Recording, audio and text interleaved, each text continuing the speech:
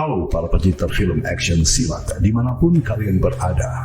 Di video kali ini dipersembahkan alur cerita film Dynasty Warrior. Film ini dirilis pada tahun 2021 dan diadaptasi dari sebuah novel klasik Cina berjudul Three Kingdom. Film ini mengangkat tiga tokoh protagonis utama yaitu Liu Bei, Guan Yu, dan Zhang Fei yang bersumpah menjadi saudara sehidup semati dan ikut dalam perang tiga kerajaan. Oke pemirsa, tanpa berlama-lama lagi kita langsung saja ke alur ceritanya. Ini adalah legenda tentang kisah para kesatria di Tiongkok, di mana pada masa itu para kesatria tumbuh semakin kuat di setiap pertempuran, menyerap energi kosmik dan membuat mereka memiliki kekuatan yang luar biasa dahsyat. Mereka terlahir untuk memimpin pasukan dan saling menentukan arah perjalanan sejarah dunia. Mereka adalah manusia terpilih. Di penghujung masa dinasti Han, perang-perang melawan para pemberontak berkecamuk di mana-mana. Agar bisa bertahan, pemimpin dinasti Han menyerahkan kekuasaan pada pemimpin-pemimpin daerah untuk menumpas para pemberontak. Periode saat itu dinamakan era sebelum tiga kerajaan berdiri. Pada suatu hari terlihat dua kerajaan saling bertarung yang jumlahnya sangatlah banyak. Mereka adalah kerajaan Han dan kerajaan pemberontak yang bernama Sorban Kuning. Di perang ini, kerajaan Han dipimpin oleh Jenderal Perang Dong Zhuo. Dengan gagah perkasa, Jenderal Dong terlihat luar biasa membunuh sebagian dari para pemberontak Sorban Kuning yang dipimpin langsung oleh Zhang Qiao. Zhang Qiao adalah seorang penyihir level dewa. Dia mampu menggunakan ilmu sihirnya untuk membuat pasukannya menjadi sangatlah kuat, dan bahkan yang sudah mati pun dapat bangkit kembali seperti zombie yang sulit ditumbangkan. Alhasil pasukan Han yang tadinya sudah mau menang, ternyata berbalik berada di ambang kekalahan. Bahkan Jenderal Perang Dong Zhuo tak mampu membendung serangan-serangan dari para zombie pasukan Sorban Kuning. Di ambang kekalahan itu muncullah tiga sosok yang lagi berkuda dan melihat keadaan ini. Karena mereka memiliki rasa patriot kepada kerajaan, maka mereka bertekad membantu Dong Zhuo tepat di ambang kematiannya. Ketiga ksatria ini adalah Liu Bei, Guan Yu, dan Zhang Fei. Ketiganya dengan cepat melesat masuk ke arena pertempuran dan mampu memukul semua zombie yang sedang menyerang Dong Zhuo, dan mereka mampu memukul mundur pasukan pemberontak Sorban Kuning. Ternyata mereka memiliki kemampuan dan taktik bertarung yang tinggi. Untuk mempercepat pertarungan, mereka memfokuskan diri untuk menyerang para ksatria Sorban Kuning. Liu Bei berhasil memanah pemimpin pemberontak Zhang Qiao dan dengan mudah mengalahkannya. Zhang Qiao pun tergulir menuruni bukit dan segera matahari yang tadinya tak terlihat kini keluar dari balik awan dan bersinar lagi. Ini menandakan pengaruh sihir darinya sudahlah sirna. Karena sudah kalah dan terdesak, Zhang Qiao memerintahkan anak buahnya untuk mundur dan kabur. Akhirnya, peperangan ini pun dimenangkan oleh kerajaan Han. Oleh karena penasaran dengan aksi patriot dari ketiga ksatria itu, maka Dong Zhuo menghampiri ketiganya secara langsung dan bertanya tentang siapa mereka bertiga sebenarnya. Namun setelah mengetahui bahwa ketiga ksatria itu hanyalah rakyat biasa dan tidak memiliki jabatan apapun di daerahnya, bukannya berterima kasih, malahan Dong Zhuo hanya merendahkan dan mencueki mereka bertiga dan segera balik arah ke istana. Jauh di atas bukit terlihat sosok komandan perang bernama Cao Cao yang juga dengan seksama melihat peperangan itu. Terlihat sepertinya dia memikirkan sebuah rencana. Singkat cerita, setelah kematian Zhang Qiao, kelompok pemberontak Sorban Kuning telah musnah di muka bumi. Namun keadaan ini malah tidak membuat dinasti Han tentram dan damai, sebab terjadi kekacauan dan pengkhianatan di dalam istana, yang mana para petinggi saling berebut kekuasaan di sana. Melihat adanya kesempatan, Jenderal Dongzhou melawan putra mahkota kerajaan Han, dan pada titik inilah era kegelapan pun dimulai. Di dalam istana, Dongzhou dengan semena-mena melengsarkan Raja Muda dinasti Han, Liu Pian, dan menggantikannya dengan Pangeran Liu Xie yang dia jadikan sebagai boneka. Gilanya lagi, Dongzhou melantik dirinya sendiri menjadi Perdana Menteri dan berkuasa atas segala urusan negara. Dongzhou juga semena-mena mengeksekusi mati setiap petinggi yang menentang perintahnya. Pada momen ini terlihat adanya amarah Cao Cao akibat tindakan Dongzhou yang semena-mena, namun ia masih meredamnya. Pada malam harinya, para menteri berkumpul dan berkeluh kesah membicarakan sikap Dongzhou yang semena-mena tersebut. Karena takut mereka hanya mampu meratapi nasib mereka sendiri. Dongzhou tega menyakiti Kaisar Liu Xie, dan lebih dari itu dia mencicipi tubuh permaisuri dan para selir. Tindakannya terlihat sangatlah biadab, sedangkan yang lainnya hanya bisa meratapi nasib. Saat itu Cao Cao bertekad membunuh Dongzhou dengan tangannya sendiri tanpa memikirkan resikonya demi kembali menegakkan kejayaan dinasti Han. Cao Cao muak karena para menteri yang berkumpul itu hanyalah pengecut yang hanya bisa meratapi diri mereka tanpa adanya upaya untuk melawan Dongzhou. Akhirnya dengan perasaan kesal ia meninggalkan tempat tersebut.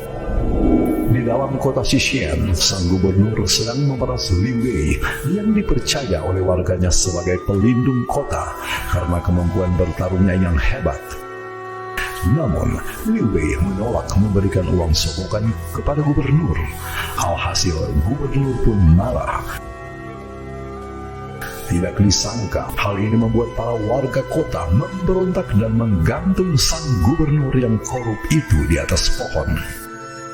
Di tengah-tengah keramaian, datanglah pasukan Han mengepung tempat tersebut dan menolong sang gubernur. Pasukan pun mengincar Liu Wei dan yang lainnya. Ketiganya pun langsung membela diri dan melakukan perlawanan sebentar dan kabur masuk ke hutan.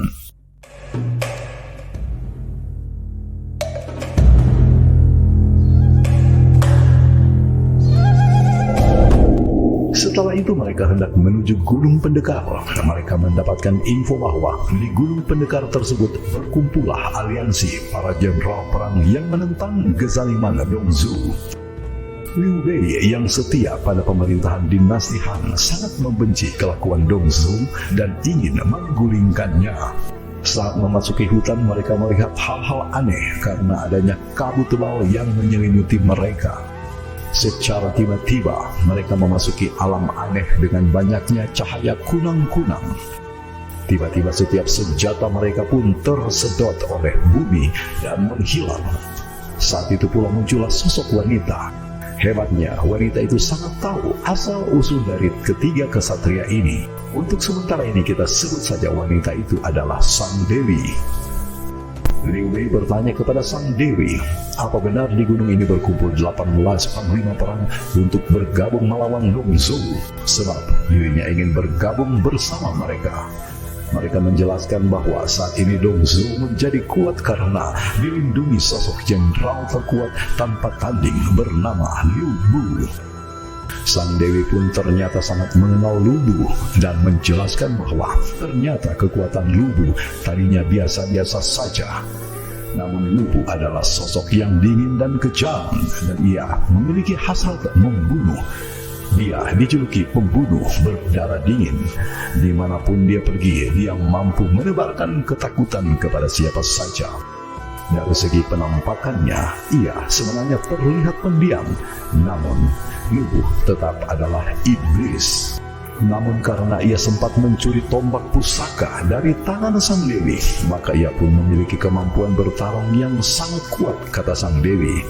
Lebih gilanya lagi, Lu Bu membunuh ayah angkatnya sendiri, Jenderal Tin Yuan, sehingga ia menjadi pemimpin dari puluhan ribu pasukan. Karena kagum dengan kemampuan Lu Bu yang luar biasa, Dongzhou mengangkatnya menjadi jenderal perang sekaligus bodyguardnya. Alhasil ia pun dihadiahi kuda tercepat dan pasukan terbaik di kerajaan. Namun cerita kesaktian Lubu tidak membuat ketiga kesatria ini gentar. Saat itu juga Liu Bei sempat menanyakan status jenderal perang yang bernama Cao Cao kepada sang dewi yang saat ini menjadi trending topik. Ternyata sang dewi juga sangat mengetahui identitasnya. Sang dewi melontarkan mengapa Cao Cao menjadi trending. Pemirsa, setelah melihat semangat Cao Cao untuk membunuh Dong Zhuo begitu kuat, seorang perwira memberikannya sebuah belati yang dapat membelah besi kepada Cao Cao untuk membunuh Dong Zhuo. Benar saja pemirsa, saat Dong Zhuo tidur, Cao Cao datang dan hendak menusuknya dengan belati itu. Namun usahanya gagal ketika Dong Zhuo malah terbangun saat itu. Namun dengan liciknya Cao Cao menjelaskan bahwa saat itu ia akan menghadiahkan Dong Zhuo dengan belati super yang mampu membelah besi tersebut. Dong Zhuo pun tidak mencurigainya sama sekali dan justru berterima kasih padanya atas hadiah itu. Lubu yang sempat mengetahui niat Cao Cao untuk membunuh Dong Zhuo bergegas mengejar Cao Cao yang lagi meninggalkan istana dengan kuda. Aksi kejar-kejaran pun terjadi. Cao Cao sempat terkena dua panah menancap di tubuhnya. Namun Cao Cao terus dikejar Lubu hingga keluar istana, melewati kota dan masuk ke dalam hutan. Dengan tombak petirnya, Lubu mencoba melukai Cao Cao, namun ia mampu menghindar setiap serangannya. Dengan emosinya, Lubu mencoba membelah hutan dan longsor besar pun terjadi. Dengan meyakini kehebatan serangannya, Lubu yakin Cao Cao sudah meninggal tanpa memastikannya terlebih dahulu. Ternyata Cao Cao belumlah mati. Saat itu ia ditolong oleh sepasang suami istri. Karena tidak menemukan mayat Cao Cao, Dong Zhuo memerintahkan prajuritnya untuk memasang pengumuman. Barang siapa yang berhasil menangkap Cao Cao, maka ia akan diberi hadiah yang sangat besar. Berita ini pun sampai terdengar di telinga sepasang suami istri yang menyelamatkan Cao Cao. Karena tergiur dengan hadiah besar, mereka akhirnya menyerahkan Cao Cao ke pejabat setempat yang namanya Chen Gao. Cao Cao pun berhasil ditangkap dan hendak dieksekusi oleh pejabat Chen Gao saat itu juga. Namun sebelum mengeksekusinya, pejabat itu bertanya mengapa dia ingin cari mati, padahal Dong Zhuo sering memberinya hadiah. Cao Cao pun menjawab bahwa dia tidak takut mati karena ia ingin mengembalikan kedamaian di kerajaan Han seperti semula. Dia tidak tega melihat rakyat ditindas Dong Zhuo. Tidak disangka bahwa perwira Chen juga merasakan hal yang sama dan akhirnya ia berbalik membantu Cao Cao dalam upaya menumbangkan rezim Dong Zhuo. Akhirnya perwira Chen meninggalkan keluarga dan jabatannya untuk pergi bersama Cao Cao.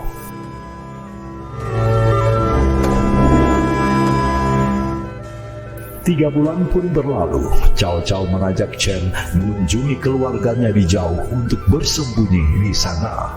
Sesampainya di sana, Cao Cao melihat gerak-gerik yang mencurigakan. Terlihat rona ketakutan di antara mereka. Oleh karena sang paman sempat menyinggung hadiah besar jika berhasil menangkap Cao Cao, maka hal ini membuat Cao Cao resah. Paman Cao Cao pun berpamitan untuk ke kota, bermaksud membelikan mereka anggur. Namun saat lagi beristirahat, Cao Cao merasakan kejanggalan. Dia mendengar sepupu-sepupunya yang lagi mengasah pisau di luar rumah berkata akan menyembelih 2 ekor babi. Cao Cao berpikir bahwa kedua babi yang dimaksud adalah dirinya dan Chen. Cao Cao kemudian bermaksud untuk keluar, namun tak disangka pintu kamarnya terkunci dan Cao Cao pun semakin curiga bahwa pamannya yang ke kota akan melaporkan mereka kepada petugas. Cao Cao yang emosi kemudian mendobrak pintu. Ia langsung keluar dan membantai semua saudaranya di sana tanpa terkecuali. Setelah semuanya dibantai, tiba-tiba Cao Cao melihat ada 2 babi di sudut rumah yang masih hidup. Dia pun sadar bahwa apa yang dia pikir itu ternyata salah. Dia pun juga sadar bahwa pintu yang terkunci itu memang terkunci karena di atasnya terdapat kunci otomatis dari dalam. Cao Cao yang lagi merasa sangat bersalah mengajak Chen untuk segera pergi dari tempat itu. Namun ketika hendak pergi, pamannya muncul dan benar-benar dari kota membeli beberapa bahan makanan dan arak untuk menjamu mereka berdua. Namun karena telah terbelenggu ketakutan, pamannya pun dihabisinya, walau ia sempat meneteskan air mata. Di sisi lain di pinggiran sebuah sungai, Chen bertanya kepada Cao Cao kenapa ia tega berbuat demikian. Cao Cao pun menjawab jika suatu hari nanti ia tidak membunuh pamannya, maka ia akan mengumpulkan orang untuk membalas dendam pada dirinya. Dan itu akan menghambat niatnya untuk menggulingkan rezim Dongzhou.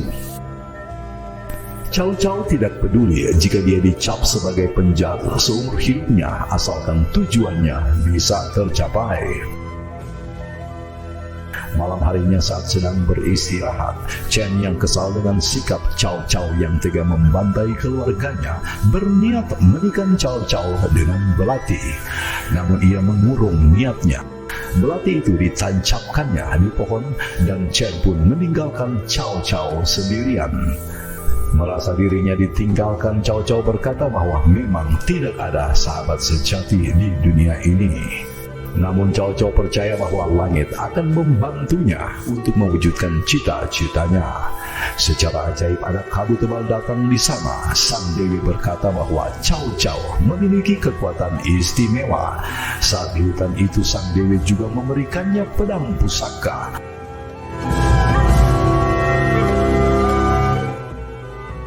Di pertemuan itu pula Sang Dewi mengatakan kepada Cao Cao kalau dia memang ditakdirkan untuk menjadi raja. Cao Cao lalu pergi membawa pedang pusaka yang baru dan siap membentuk pasukannya sendiri.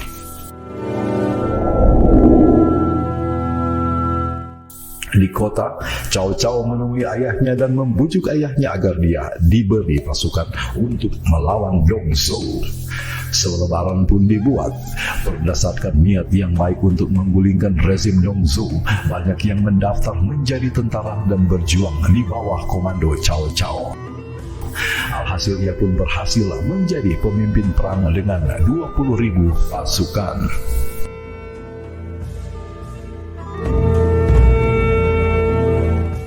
Sang Dewi pun menghadiahkan Liu Bei dan yang lainnya berbagai senjata pusaka.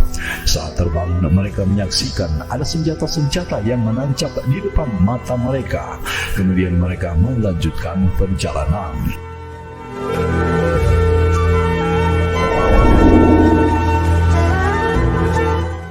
Di dalam gunung pendekar berdatangan puluhan ribu pasukan dari segala penjuru. Mereka adalah orang-orang yang menolak kebiadaban Dongzhou, dan sampailah ketiga ksatria di sana. Meskipun memiliki undangan untuk masuk, mereka dicegat oleh pengawal. Alasannya mereka tidak memiliki pasukannya. Awalnya sempat terjadi ketegangan, lalu dari belakang muncul Jenderal Cao Cao dengan pasukannya. Ia pun memerintahkan penjaga itu untuk membiarkan ketiga pendekar itu masuk karena mereka memiliki semangat dan tujuan yang sama, yaitu menumbangkan rezim Dongzhou.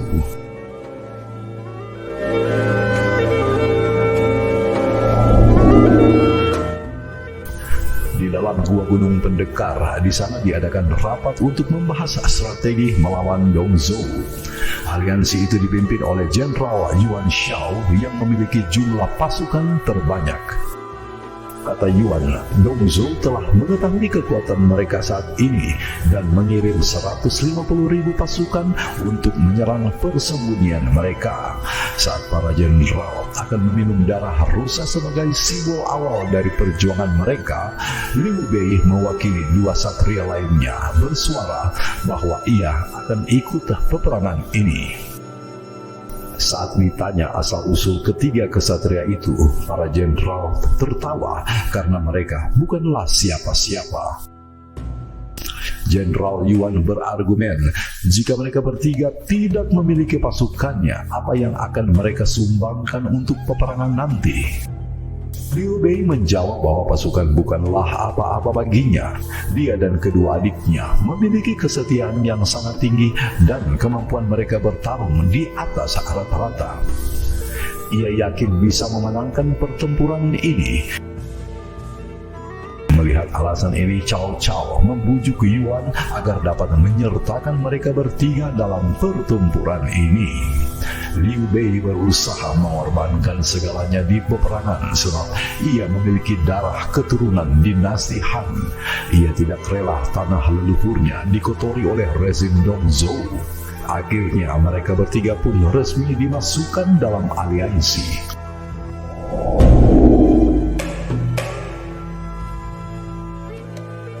Beberapa saat kemudian Cao Cao mengeluarkan dekret kaisar. Dia mengatakan kalau kaisar mudah menuliskan dekret itu sendiri dan menyelundupkannya keluar istana.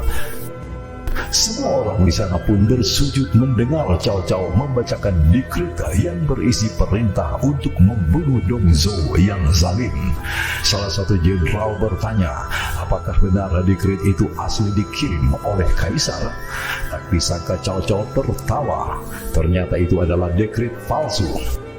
Cao Cao mengaku kalau dia sendiri yang menuliskannya. Cao Cao bertanya apa benar semua mereka benar-benar berjuang untuk kepentingan kerajaan. Siapapun bisa membuat dekret seperti itu, dan jika mereka menang, tidak akan ada yang meragukan keaslian dekret itu. Sebaliknya, jika mereka kalah, meskipun dekret itu asli, maka tidak ada artinya sama sekali, karena kaisar yang saat ini yang menjadi boneka tidak melakukan pergerakan apapun. Mengetahui banyak sekali orang yang mengincar kepentingan di sana, Jenderal Yuan Yu berkata, barang siapa yang mampu memasuki ibu kota Luoyang dan menyelamatkan kaisar terlebih dahulu, maka ialah yang akan ditunjuk menjadi panglima besar pasukan kerajaan. Jenderal Sun Jian lalu bersemangat dan meminta izin melakukan gelombang serangan pertama.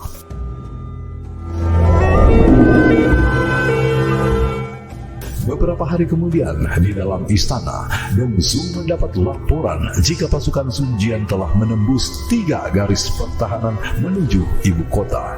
Dongzhou yang marah kemudian memerintahkan Jenderal Hua Xiong memimpin pasukan menyerbu pertahanan musuh. Di dalam gunung pendekar, Cao Cao menemui Guan Yu yang sedang bermain catur. Cao Cao memuji strateginya dan berniat ingin merekrutnya menjadi bawahannya. Dan Guan Yu menolak karena ia hanya setia pada kakaknya Liu Bei.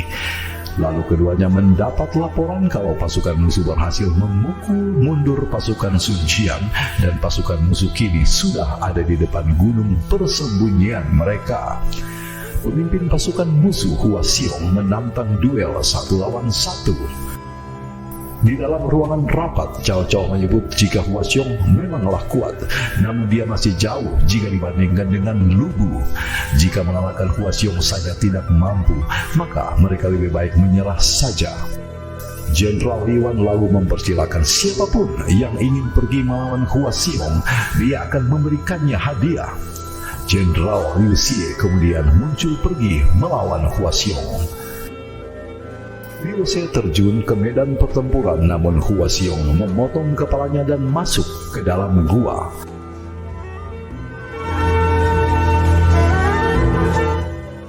Luan lalu berkata, bagi siapa yang mampu mengalahkan Hua Xiong, maka ia akan memberinya hadiah 100 tael emas dan 30 kuda. Jenderal Fan Feng kemudian melawan Hua Xiong, namun dia pun juga kalah dan kepalanya pun putus dilempar ke dalam gua.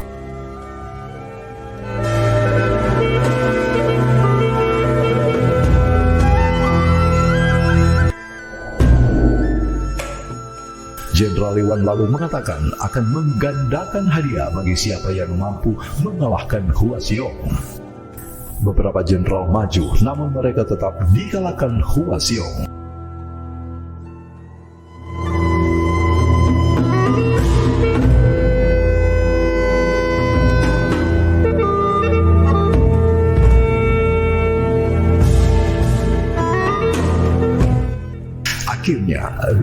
memerintahkan adiknya Guan Yu untuk maju. Cao Cao pun mengambil anggur yang masih hangat sebagai tanda penghormatan kematiannya. Namun Guan Yu menolak dan ia berjanji meminum anggur itu setelah ia mampu mengalahkan Hua Xiong. Setelah itu Guan Yu pergi dan langsung melawan Hua Xiong, dan ia ternyata mampu memenggal kepala Hua Xiong.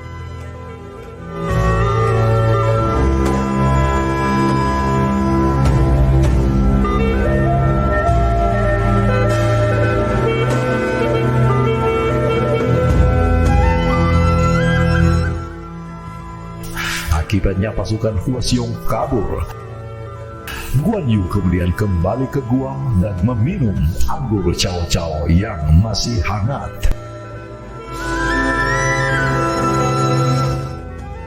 Jenderal Yuan yang kagum dengan kemampuan Guan Yu memerintahkan pasukannya harus melayani Guan Yu dengan layak.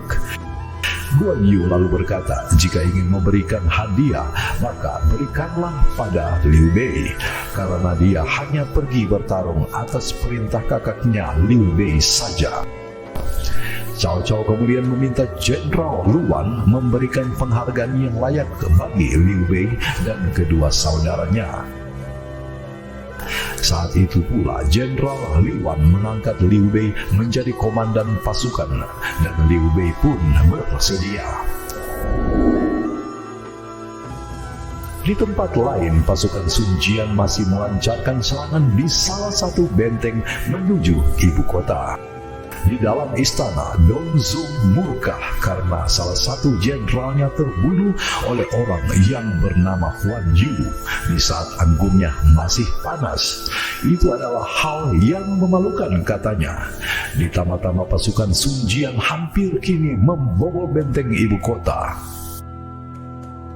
Dong Zhuo kemudian menyiapkan 500.000 pasukannya bersiap ke jalur masuk pulau yang merupakan gerbang masuk ke ibu kota Luoyang, dan sebagian pasukan lainnya berjaga di sisi lain kota, sementara dirinya dan beberapa jenderal memimpin 150.000 pasukan di seputar istana.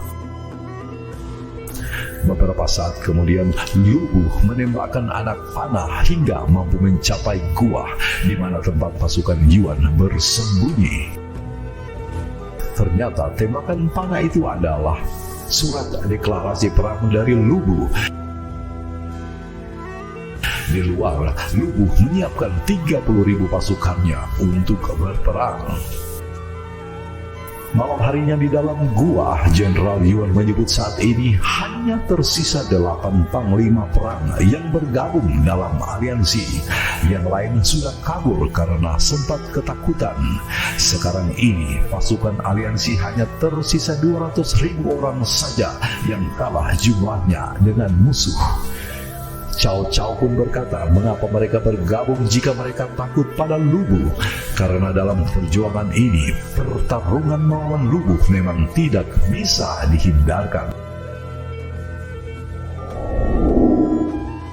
Keesokan harinya, di dalam istana, secara sepihak Dong Zhuo memindahkan ibu kota negeri Han yang sebelumnya berada di ibu kota Luoyang, berpindah ke kota Xiang'an. Di sekitar pegunungan, Liu Bu yang lagi beristirahat sempat mendengar tangisan dari jauh. Dia pun mendekatinya. Di sana ia melihat seorang wanita yang mencoba menceburkan dirinya ke dalam danau, hendak mau bunuh diri. Liu Bu pun mendekat dan mencegah dia untuk melakukan hal itu. Di pinggir danau ia bertanya mengapa ia mau melakukan demikian. Lalu gadis ini menjawab kalau seseorang sedang melamarnya dan ayah angkatnya menerima lamaran itu. Padahal ia tidak mencintai lelaki yang melamar itu karena ia memiliki kelakuan jahat. Liu Bu lalu memberikan segel pribadi miliknya pada wanita itu dan berkata, jika orang itu mengganggunya lagi, maka tunjukkanlah saja segel itu dan katakan kalau dia adalah wanitanya Liu Bu. Maka tidak ada seorang pun di dunia yang berani mengganggunya lagi. Ternyata Liu Bu telah jatuh cinta padanya. Wanita itu pun kaget, apakah Liu Bu tulus atau tidak, katanya. Lu Bu pun berdiri dan menusuk lengannya sendiri, dan wanita itu sadar kalau Lu Bu bersungguh-sungguh. Wanita itu bernama Xiao Chen.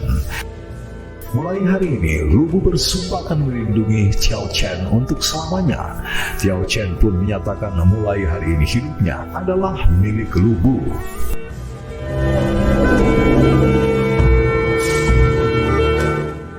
Di atas bukit sambil berlatih pedang, Liu Bei dan Cao Cao mengatur strategi perang. Cao Cao berkata kalau Jenderal Yuan kemungkinan akan kabur karena ia takut akan menjadi sasaran jika dalam perang nanti mereka kalah. Cao Cao kemudian bertanya kenapa Liu Bei masih bertahan meneruskan perjuangan. Liu Bei kemudian menjawab bahwa ia memiliki cita-cita seperti Cao Cao, yaitu mengembalikan kejayaan dinasti Han. Di dalam hidupnya hanya satu hal yang ditakuti Liu Bei, yaitu mati di saat dinasti Han masih dalam bayang-bayang kehancuran. Cao Cao bertanya apa motif sebenarnya Liu Bei? Apakah ingin kekuasaan? Liu Bei menjawab dia tidak ingin apa-apa karena tidak tega melihat rakyat menderita di bawah rezim Dongzhou. Di dalam gua, Liu Bei dan Cao Cao menemui yang lain. Mereka memiliki rencana. Liu Bei dan dua saudaranya memimpin pasukan akan menghadapi Lu Bu.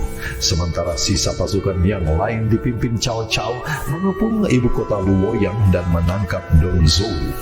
Cao Cao berpesan pada Liu Bei untuk berhati-hati saat menghadapi Lu Bu nanti.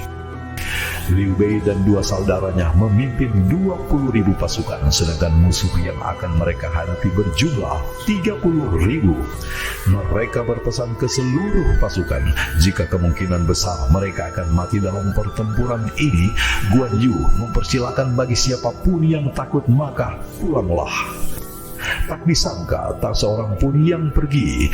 Guan Yu lalu berkata, bagi siapapun yang ikut berjuang, dia akan menganggap mereka sebagai saudara, apapun kesulitannya. Mereka pun bersorak siap untuk berperang. Mereka pun berangkat ke ibu kota Luoyang. Di depan gerbang ibu kota, pasukan Lu Bu sudah siap menghadang mereka. Di seberang jalan, pasukan Liu Bei terlihat begitu banyak dan sudah bersiap-siap. Lu Bu kemudian keluar dari dalam gerbang dan memejamkan matanya. Beberapa saat kemudian angin berhembus kencang. Ternyata sebagian pasukan milik Liu Bei hanyalah boneka jerami agar terlihat banyak. Ternyata pasukannya jauh lebih sedikit dibandingkan pasukan Lu Bu. Lu Bu pun tertawa terbahak-bahak dan menganggap ini sebagai lelucon. Akhirnya perang mulai. Lu Bu memerintahkan pasukannya maju. Di sisi lain, Liu Bei memerintahkan pasukannya membentuk formasi dan menjebak sebagian pasukan Lu Bu agar mudah dikalahkan. Di sisi lain, Cao Cao memimpin pasukan menyerang istana lewat jalur lain. Liu Bei, Guan Yu, dan Zhang Bei berjuang mati-matian mengalahkan pasukan Lu Bu. Di sisi lain, Cao Cao memimpin pasukan menyerang istana lewat jalur lain. Liu Bei, Guan Yu, dan Zhang Bei berjuang mati-matian mengalahkan pasukan Lu Bu.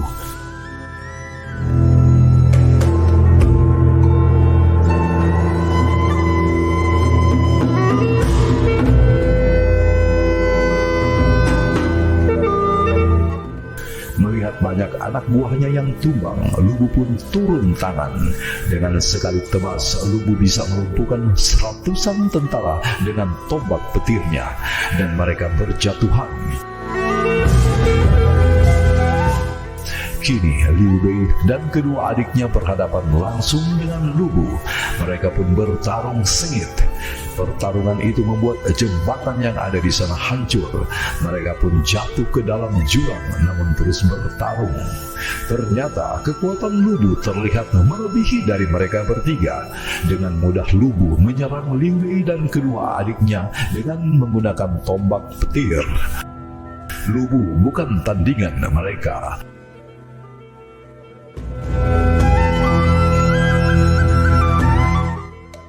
Liu Bei kemudian teringat sesuatu. Sang Dewi pernah memberitahu jika senjata mereka akan lebih kuat jika terkena ke darah. Segera setelah itu, mereka bertiga langsung menusukkan senjata ke tubuh mereka sendiri hingga meneteskan darah dan berhasil. Senjata mereka bereaksi dan menjadi semakin kuat. Mereka bertiga lalu melompat bersama-sama menghadapi Lubu. Pertarungan itu sangatlah dahsyat dan membuahkan kehancuran di sekitarnya. Tidak disangka Lubu masih berdiri kokoh, sementara Liu Bei dan yang lain kewalahan.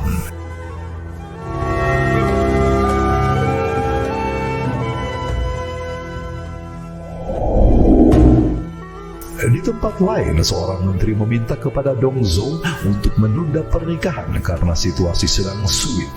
Namun Dong Zhou bersikeras ingin menikahi wanita incarannya itu. Wanita yang ingin dinikahi Dong Zhou itu ternyata adalah Tiao Chen.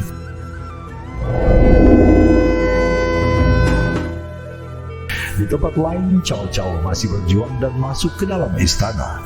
Mengetahui istana dalam bahaya, maka seseorang mengirim signal asap ke angkasa. Dari jauh, Lubu melihat sinyal asap tersebut yang menandakan istana dalam bahaya. Lubu kemudian menghentikan pertarungan dan melesat kembali ke istana.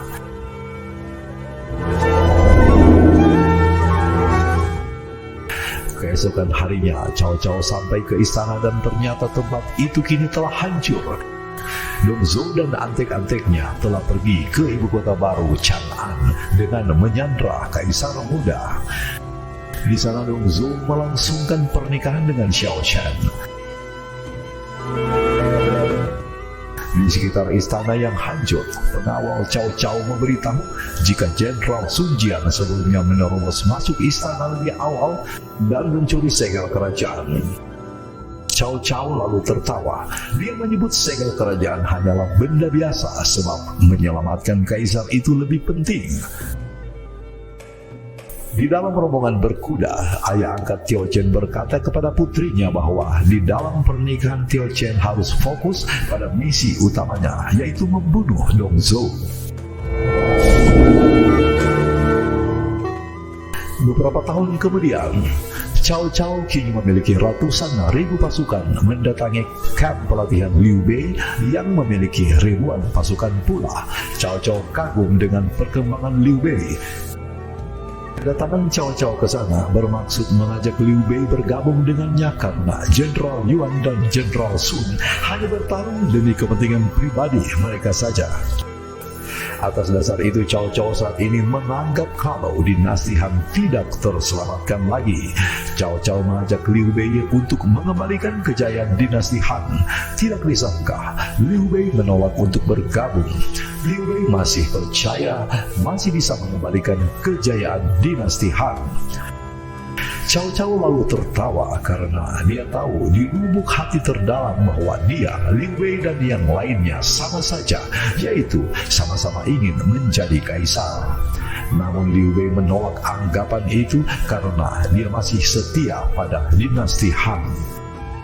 Cao Cao lalu berpamitan untuk pergi dan memberi peringatan jika suatu saat nanti situasi memaksa mereka berdua untuk saling berhadapan, maka dia tidak akan segan-segan. Ini adalah kisah awal periode 3 kerajaan dan berakhirlah alur cerita dinasti warrior ini. Baiklah pemirsa, semoga Anda terhibur. Jangan lupa berikan like dan subscribe dan tinggalkan kritik dan komentarmu di kolom komentar ya. Sampai jumpa pada konten berikutnya.